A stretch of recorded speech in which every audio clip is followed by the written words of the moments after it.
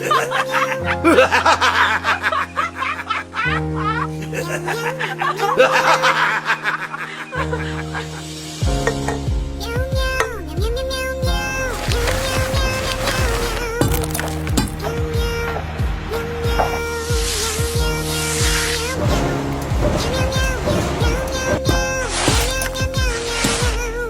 can learn to fly a plane before you learn to drive a car.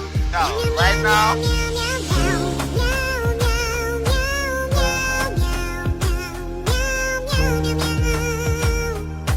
How airplanes fly explained in 30 seconds. First, the engine is responsible for